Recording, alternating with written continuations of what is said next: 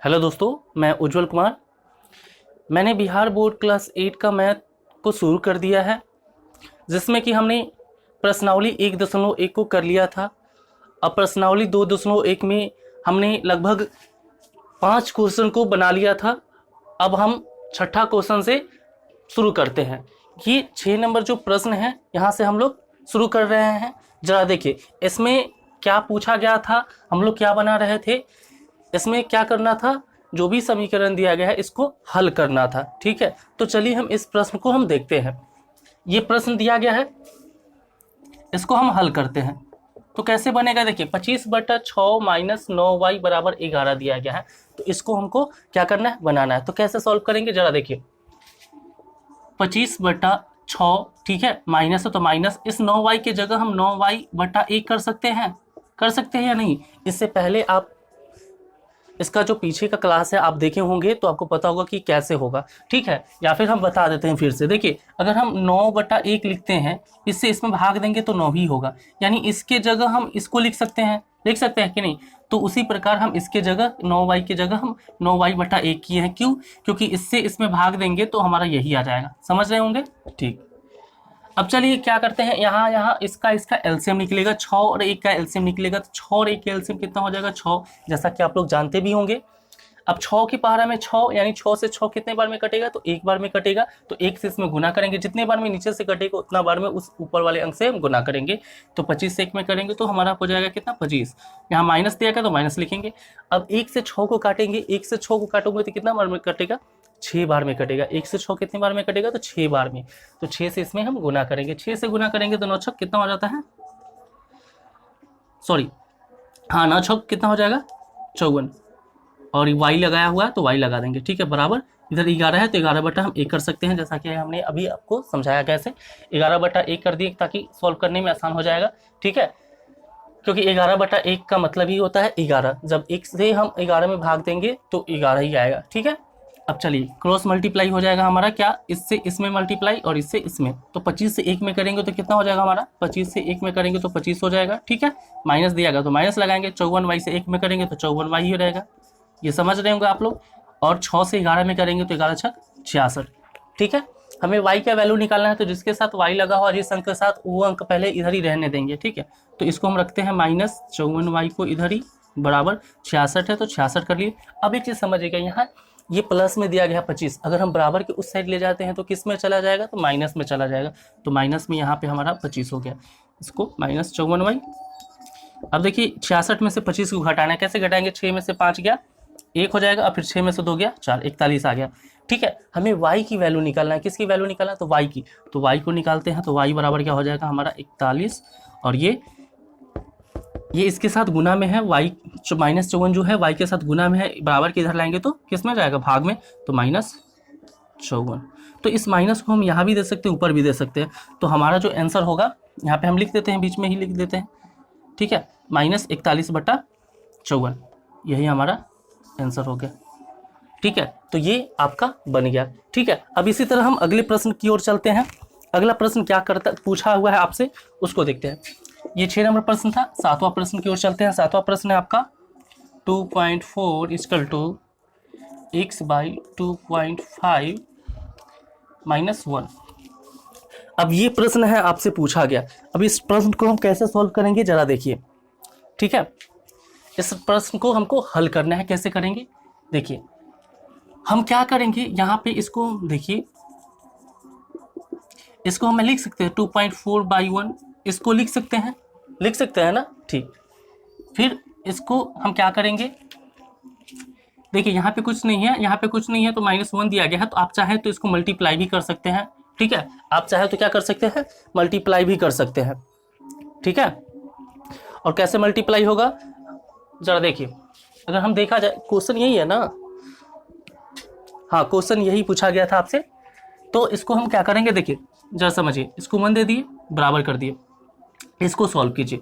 इसको हम लोग क्या करते हैं, सॉल्व करते हैं। कैसे सॉल्व करेंगे, देखिए यहाँ कुछ नहीं है तो 1 दे सकते हैं, क्योंकि 1/1 1 ही होगा। कर लेंगे, समझ रहे होंगे। अब देखिए 2.5 और 1 का एलसीएम निकालेंगे। 2.5 और 1 का एलसीएम कितना आएगा, 2.5 ही आएगा कि नहीं। 2.5 और 1 का एलसीएम निकालेंगे तो 2.5 5 ही आएगा, ठीक है। या फिर इतना झंझट छोड़िए, इसको सीधी तौर पे कर लीजिए। क्या करना है देखिए, एक चीज़ समझिए, ये -1 है, इसको कर लीजिए। यहाँ पे इसका एलसीएम 2.5 ही आएगा। यहाँ x है तो x लिख दिए, माइनस कर लीजिए, इससे इसमें मल्टीप्लाई कर दीजिए, इससे इसमें मल्टीप्लाई करेंगे तो हमारा 2.5 ही आएगा। क्या आएगा? 2.5 ही आएगा। अब देखिए क्या करना है, इससे इसमें गुना करना है और इससे इसमें क्या करना है, गुना करना है, ठीक है। तो इससे इसमें मल्टीप्लाई करेंगे कितना आएगा, जरा देखिए यहाँ पे हम करके दिखाते हैं आपको। 4 से 2.5 में करना है, गुना करेंगे, 4 × 5 = 20 के 16 हासिल 2 और 2 × 5 = 10 2 12, ठीक है। चलिए अब दशमलव के एक अंक बाद दशमलव था तो एक अंक बाद यहाँ दशमलव देते हैं, इसमें आते हैं।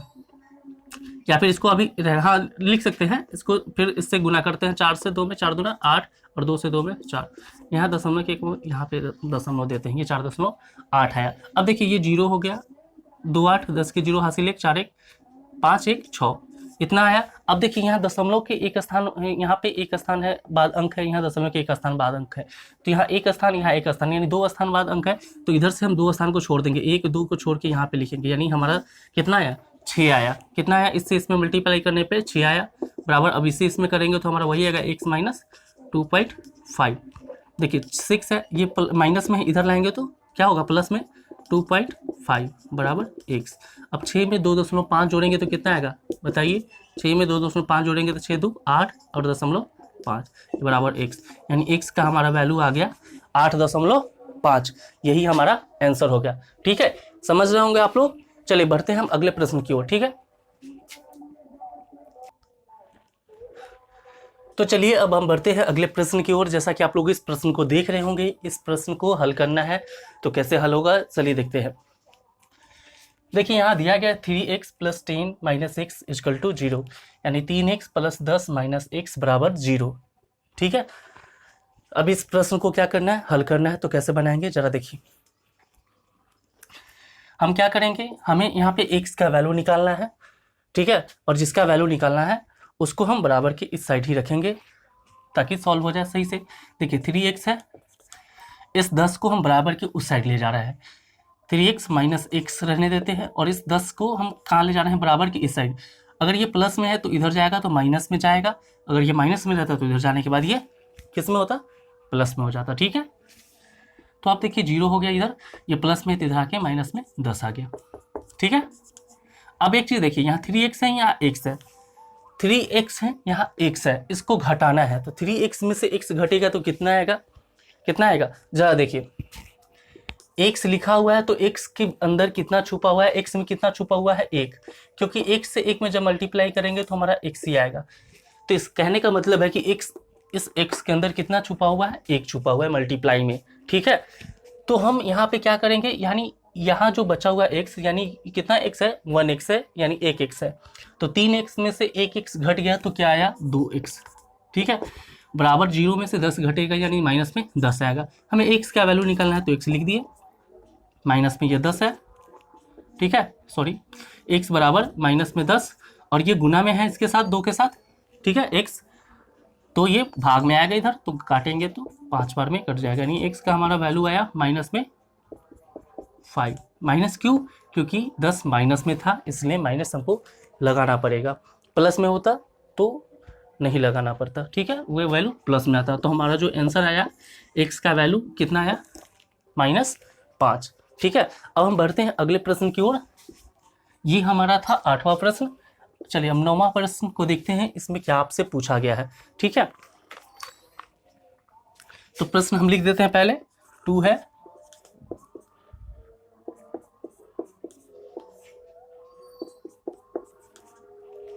ठीक है, ये प्रश्न है आपसे पूछा गया। अब इस प्रश्न को क्या करना है, हल करना है। अब इस प्रश्न को हल कैसे करेंगे जरा हम लोग देखेंगे, ठीक है।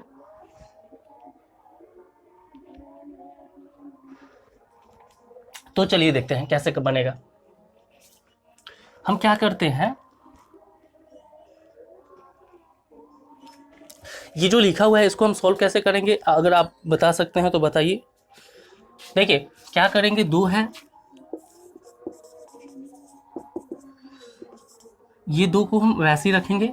अब इसके अंदर का जो भी अंक दिया है गया इसको हम सॉल्व करेंगे। इसको हम क्या करेंगे, बनाएंगे। तो कैसे बनाएंगे, देखिए यहाँ कुछ नहीं है तो 1 दे सकते हैं। अब 1 और 4 का एलसीएम अगर हम निकालते हैं तो कितना आएगा, 4 ही आएगा। अब 1 से यानी 1 से 4 को काटेंगे तो 4 बार में कटेगा, तो 4 से इसमें जितना बार में कटेगा उतना से ऊपर वाले में गुना करेंगे, तो 4 से x में करेंगे तो 4x हो गया। जोड़ का चिन्ह है तो जोड़ देंगे। 4 से 4 को काटेंगे तो एक बार में कटेगा, तो x से इसमें गुना करेंगे तो 11 हो जाएगा। होगा कि नहीं, एक मरतबे में कटेगा, 4 से 4 एक बार में कटेगा, तो x इसमें मल्टीप्लाई करेंगे, गुना करेंगे तो 11 कम 11 बराबर इधर 13। ठीक है, अब चलिए हम लोग देखते क्या है। अब ये हो गया। अब इस 4 को हम क्या करेंगे, इधर ले जाएंगे। इस 4 को हम क्या करेंगे, इस साइड ले जाएंगे। ठीक है, 2 लिख दीजिए 4x + 11। और ये देखिए इसको हम कहाँ ले जाएंगे, इसको कहाँ ले जाते हैं, इसको उधर ले जा रहे हैं। ठीक है, ये बराबर को उधर ले जाएंगे। देखिए बराबर को उधर ले जाएंगे तो ये किस में जाएगा, गुना में जाएगा। क्यों, क्योंकि ये इसके साथ भाग में है।